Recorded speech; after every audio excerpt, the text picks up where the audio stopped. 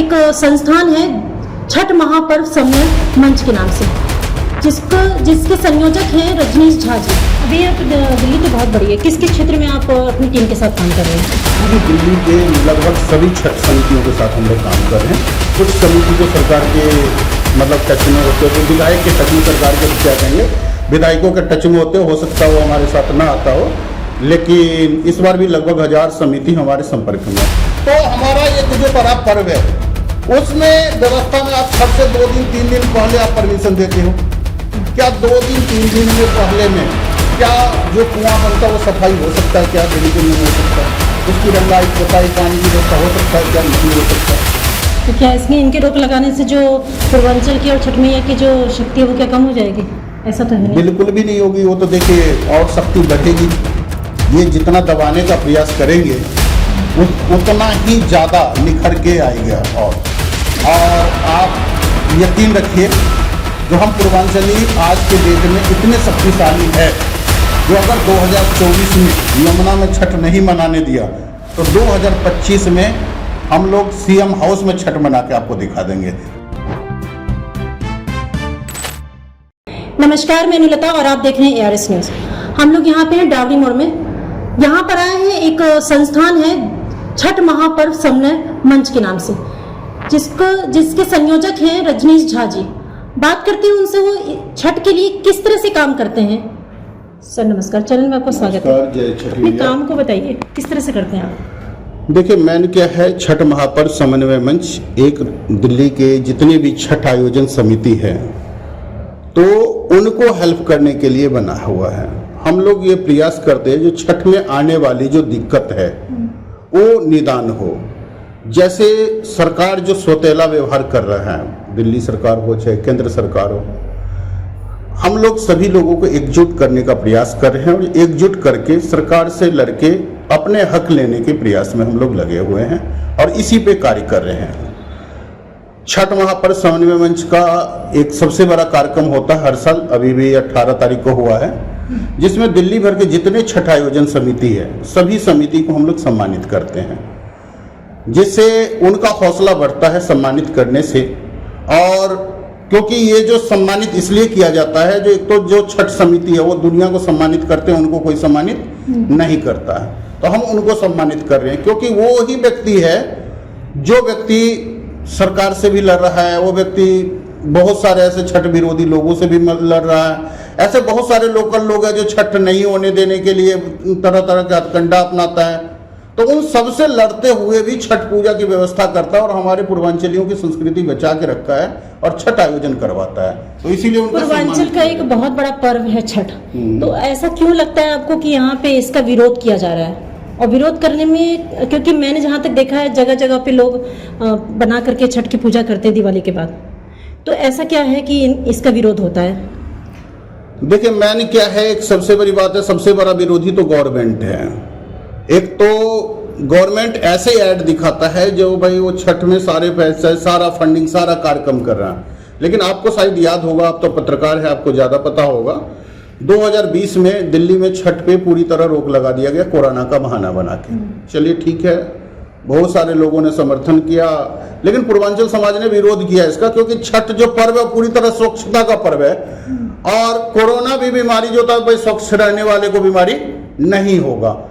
लेकिन फिर भी गवर्नमेंट ने कहा तो गवर्नमेंट के लोगों ने निर्देश मान ली, चलो ठीक है हम नहीं करेंगे। लेकिन भारत में रिकॉर्ड एक बन गया 2021 में, रिकॉर्ड ये बन गया, आज तक आपने पूरे भारत में कभी भी किसी सीएम को, डिप्टी सीएम को या एलजी को ये नहीं देखे होंगे जो प्रेस कॉन्फ्रेंस कराओ किसी के पर्व त्योहार पे रोक लगाने के लिए। दिल्ली में क्या हुआ, सितंबर महीना में एक डीडीएमए की मीटिंग हुई और डीडीएमए का जो चेयरमैन है वो दिल्ली के एलजी है, जो भाजपा के एजेंट कह सकते हैं आप, जो सेंट्रल गवर्नमेंट के एजेंट के रूप में, मतलब वो एलजी के रूप में कम, एजेंट के रूप में ज़्यादा काम करते हैं। तो वो तो डीडीएमए के चेयरमैन थे।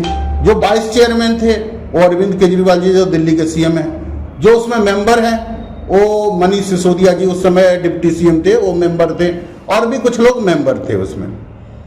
जो डीडीएमए ने सर्वसम्मति से फैसला लिया जो छठ पे रोक लगा दिया जाएगा, और उससे भी बड़ा बेशर्मी ये हुआ जो डीडीएमए जो एलजी के नेतृत्व में फैसला लिया जो छठ पे रोक लगाने का, मनीष सिसोदिया जी ने प्रेस बुलाया, प्रेस कॉन्फ्रेंस किया और इन्होंने प्रेस कॉन्फ्रेंस में बजाते कहा छठ पे रोक लगा दिया गया है, छठ नहीं दिल्ली में मनाया जाएगा। एक पत्रकार मतलब थी मैडम, अभी नाम याद नहीं आ रहा, उन्होंने क्वेश्चन किया जो क्या इस पे विचार नहीं किया जाएगा कि दिल्ली में 50% आबादी है जो छठ मनाते हैं। उन्होंने कहा 15 नवंबर से पहले डीडीएमए की कोई मीटिंग नहीं की जाएगी, छठ तो 7-8 नवंबर को है, लेकिन 15 नवंबर से इस पे कोई डीडीएमए की मीटिंग नहीं होगी, तो इस पे विचार करने का सवाल ही प्रश्न नहीं उठता। हमने छठ पे पूरी तरह सभी पर्वों पे रोक लगा दिया है। उसके विरोध के बाद हमने फिर देखा 2020 में भी समाज ने बड़ा विरोध किया था, लेकिन सरकार से सफलता इसलिए नहीं मिला क्योंकि उसमें हमने पूरा उसका विश्लेषण किया। जो हमारे जो 2 पॉलिटिकल पार्टी है वो लोग ही आपस में भिड़ गए, क्योंकि वो पूरे विरोध में 2 पॉलिटिकल पार्टी के जो लीडर जो जीते हुए थे वो अपने अपने नेता की दलाली करने लगे। कुछ लोग अरविंद केजरीवाल को सही कह के मोदी जी को गरियाने लगे, कुछ आदमी अरविंद केजरीवाल जी को गरियाने लगे और मोदी जी को सही कहने लगे। लेकिन क्या था, दोनों ने मिलकर उस पर रोक लगाया था। फिर हम लोग आगे बढ़े और 2021 में फिर आमरण अनशन की हम लोगों ने घोषणा किया 18 अक्टूबर को, और टाइम दिया 10 दिन का। जो अगले 10 दिन में, क्योंकि पहले 18-17 दिन हमने देखा जो भाई हमारे जो लीडर जीते हुए विधायक है, सांसद है, ये संसद में विधानसभा में मुद्दे उठाएंगे, लेकिन सब जो मनोज तिवारी जी थे वो अरविंद केजरीवाल जी पे आरोप लगाते रहे, जबकि उन्हीं के एलजी ने फैसला लिया था। जो विधायक जीता हुआ था अरविंद केजरीवाल जी की तरफ से, वो सेंट्रल गवर्नमेंट पे आरोप लगाता रहा, नहीं सेंट्रल रोक रहा, लेकिन अरविंद केजरीवाल जी का ही मनीष सिसोदिया जी ने प्रेस कॉन्फ्रेंस किया था। तब जाके हम लोगों ने 18 अक्टूबर को घोषणा किया अनशन का। 4-5 दिन तक हम लोग दिल्ली में तमाम लोगों से संपर्क किया। 106 समिति के लगभग 700 लोगों से एप्लीकेशन लिया, जो एलजी को दिया, जो हम 700 लोग आमरण अनशन आपके यहाँ पे करेंगे 22 तारीख को। फिर हमने जब दोबारा एप्लीकेशन दिया तो 23 तारीख को उन्होंने डीडीएमए की 27 अक्टूबर की मीटिंग बुलाने की घोषणा किया उन्होंने, और 27 अक्टूबर को फिर उन्होंने डीडीएमए की मीटिंग का घोषणा किया। फिर उसमें उन्होंने अपना जो फैसला था उसे वापस लिया। तो ये तो हम लोगों का संघर्ष का सबसे बड़ा छठ के लिए काम रहा। अभी आप दिल्ली तो बहुत बड़ी है, किस किस क्षेत्र में आप अपनी टीम के साथ काम कर रहे हैं? पूरी दिल्ली के लगभग सभी छठ समितियों के साथ हम लोग काम कर रहे हैं। कुछ समिति जो सरकार के मतलब टच में होते हैं, जो विधायक के टच में, सरकार के तो क्या कहेंगे, विधायकों के टच में होते, हो सकता वो हमारे साथ ना आता हो, लेकिन इस बार भी लगभग 1000 समिति हमारे संपर्क में है। वैसे 2916 जगह पे छठ आयोजन होता है, लेकिन बहुत सारे जगह पे छोटे छोटे 20 लोग 25 लोग करते हैं। मैक्सिमम जो बड़े समिति जितने हैं लगभग सभी लोग हमारे टच में हैं। इसके लिए तो बीच में पानी की भी जरूरत होती है, बिना पानी के बिना जल के तो ये संभव नहीं है। तो क्या लगता है उस जल में सफाई वगैरह की भी व्यवस्था की जा रही है आपकी टीम की तरफ से? देखिए, एक सबसे बड़ा हमारा अभियान है, 4 चीज हम इसमें डिमांड कर रहे हैं गवर्नमेंट से, और उसी पे एक बड़ा संघर्ष हम लोग शुरुआत करने वाले हैं जल्द ही। इसमें सबसे पहला जो चीज है, यमुना में जो छठ पे रोक लगी है उसे हम हटाने के लिए बात कर रहे हैं, क्योंकि इसी यमुना में हरियाणा का जो एरिया है, पार्ट्स है, उसमें छठ मनाया जा रहा है। इसी यमुना में जो यूपी का पार्ट्स है उसमें छठ मनाया जा रहा है, लेकिन जो बीच का जो दिल्ली का पार्ट्स है उस पे छठ पे रोक लगाया गया। तो ऐसा क्या कानून है जो दिल्ली के यमुना में अगर हम छठ मनाएंगे तो यमुना प्रदूषित हो जाएगी, हरियाणा और यूपी में मनाएंगे तो प्रदूषित नहीं होगी? ये बातें ना मोदी सरकार हम लोगों को समझा पा रहे और ना केजरीवाल सरकार। ये यमुना में छठ पे इसलिए रोक लगा दिया गया क्योंकि पूर्वांचलों की एक बड़ी शक्ति यमुना नदी पे दिख रही थी। अब इन्होंने यमुना पे रोक लगा दी, जिससे क्या होगा, छोटे छोटे घाटों में जैसे 2916 जगह बताया तो भीड़ बट गई तो पूर्वांचल की शक्ति थोड़ा सा उनको लगा जो हाँ जी कम हो गया। तो सबसे पहले हमारा तो ये योजना है, यमुना में छठ पे पूरी तरह से प्रतिबंध हटा के जितनी घाटों पे पहले होता था उतनी घाटों पे छठ फिर से मनाया जाए, और जैसे पहले होता था उसी तरीके से मनाया जाए। पहला तो हमारा ये डिमांड है। दूसरा जो हमारा डिमांड और योजना है वो ये है, जो हम गवर्नमेंट से मांग करते हैं, क्योंकि अभी पिछली बार जैसे सरकार ने 25 करोड़ रुपया देने की घोषणा किया था, जो 25 करोड़ रुपया हम छठ को दे रहे हैं। टोटल इन्होंने 2916 संगठन में से 574 संगठन को पैसा दिया। अगर आप 25 करोड़ में 574 से डिवाइड करेंगे तो 4,35,000 रुपया पर संगठन होता है। अब किसी संगठन को मिला 20,000, किसी को मिला 15,000, किसी को मिला 50,000, किसी को मिला लाख। मुश्किल से 50 संगठन ऐसे होगा, 50-60 संगठन ऐसा होगा, या 100 मान लेते हैं संगठन ऐसा होगा जिसको लाख रुपए से ज्यादा मिला, 2-2.5 लाख रुपया तक भी मिला। अब आप ये बताओ जो औसत 4,35,000 पर समिति हो रहा, आप दे रहे हो 20,000, 50,000, लाख रुपया, तो जो बाकी का जो लीकेज है वो पैसा जा कहां रहा? तो गवर्नमेंट से हमारा मांग है या तो आप दो मत, हम पहले भी कर रहे थे बिना आपके सहायता से, अगर दे रहे हो तो हमारे छठ में भ्रष्टाचार मत करो, आप समिति के अकाउंट में दे दो, या जिस काम के लिए दे रहे हो वो काम करवा दो। ये छठ में आप पैसा इसलिए थोड़ी हम दे रहे हो जो आज ही टेंट वाले खाएगा, विधायक खाएगा, इसका हम लोग विरोध करें। ये दूसरा हमारा बड़ा मुद्दा है। तीसरा जो अव्यवस्थित ढंग से हो रहा है, जैसे क्या होता है, जो छठ के लिए छठ बड़ा प्रोग्राम है हम लोगों का, दिल्ली के 50% लोगों के प्रोग्राम है, क्योंकि हम भी दिल्ली के वासी है, दिल्ली में टैक्स दे रहे हैं भाई, दिल्ली के पूरे योगदान दे रहे हैं दिल्ली के विकास में। तो हमारा एक जो बड़ा पर्व है उसमें व्यवस्था में आप छठ से 2 दिन 3 दिन पहले आप परमिशन देते हो क्या? 2 दिन 3 दिन में पहले में क्या जो कुआं बनता है वो सफाई हो सकता है क्या? बिल्कुल नहीं हो सकता। उसकी रंगाई पोताई पानी की व्यवस्था हो सकता है क्या? नहीं हो सकता। हम चाह रहे कम से कम 2 महीना पहले आप घोषणा करें और सभी जो डिपार्टमेंट है वो एकल खिड़की के माध्यम से परमिशन दीजिए, जैसे शीला दीक्षित जी के समय में होता भी था। शीला दीक्षित के समय में क्या होता था, एसडीएम ऑफिस बुलाया जाता था, एसडीएम ऑफिस में एक लाइन से सारे अधिकारी बैठे होते थे, आपको हाथों हाथ परमिशन वहीं मिल जाता था।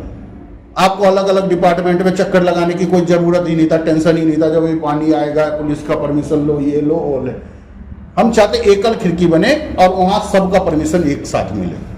ऐसा तो नहीं सर, एक छोटा सवाल आपसे इसी में एक और बड़ा डिमांड है, जो इस बार जैसे जब से अरविंद केजरीवाल जी आए हैं तो पूरी व्यवस्था छठ की जो रखे है वो रखा है, जो लोकल लोग हैं उनको हेड बनाया। कहीं पे जैसे कमल बंसल जी को बना रखा है हेड, कहीं पे आपसी को इस बार बनाया है, पिछली बार कैलाश गहलोत को बनाया था।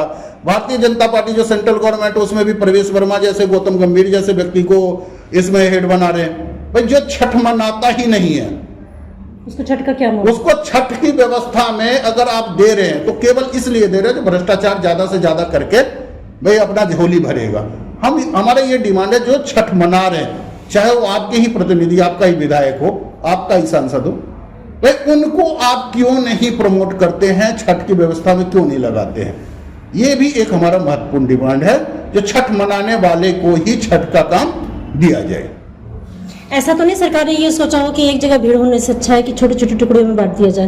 कहीं भीड़ और अव्यवस्था की वजह से तो सरकार ने ये फैसला नहीं लिया, क्या लगता है आपको? आज तक कभी अव्यवस्था हुआ यमुना में? तो बताइए, आज तक तो हुआ नहीं। हम लोग खुद ही, जो छठ का पर्व ही पूरी तरह से शुद्धता पवित्रता का पर्व है, तो हम लोग खुद ही व्यवस्था करने का लिए प्रयत्नरत रहते हैं जो भाई कोई भी दिक्कत ना आए। फिर भी प्रशासन को लगता तो प्रशासन अपना पुलिस तैनात करे, अपना जो भी है वो उसको तैनात करे, वो व्यवस्था करे। अब कोई भीड़ के कारण आप कहेंगे जो भाई मोदी जी के रैली ना होने दो, केजरीवाल जी के रैली नहीं होने दो, तो उसमें भी तो रोक लगा दीजिए, उसमें तो ज्यादा भीड़ होता है। तो आप यमुना में छठ पे भीड़ के कारण रोक लगा रहे, तो ये तो मतलब मैं तो मूर्खता मानूंगा। आप इसलिए रोक लगा रहे, उसमें रोक लगाने का 3 कारण है, वो मैं भी जानता हूं। पहला, सेंट्रल गवर्नमेंट ने भी हजारों करोड़ रुपया यमुना सफाई पे पैसे खा गया है, और दिल्ली सरकार भी हजारों करोड़ रुपया यमुना सफाई के नाम पे पैसे खा लिया। यमुना आज भी वैसे ही गंदी है। छठ पे क्या होता है, जो आपके जैसे मीडिया लोग हैं वो दिखाते हैं यमुना को, बाकी समय नहीं दिखाते। जैसे अभी आपने कभी भी यमुना का नहीं बनाए होंगे, लेकिन छठ के समय क्या होता था, वीडियो बनाते थे आप, यमुना की गंदगी दिखाते थे। सरकार, सेंट्रल गवर्नमेंट और दिल्ली गवर्नमेंट दोनों का थूथू होता था। उससे बचने के लिए इन्होंने कहा छठ पे ही रोक लगा दो। जैसे सुप्रीम कोर्ट ने आदेश दिया कि कोई भी नाला जो है वो सीधी यमुना में नहीं गिरना चाहिए। अब मोदी जी बोले अच्छा ठीक है, कितना टाइम है, तो 3 महीना।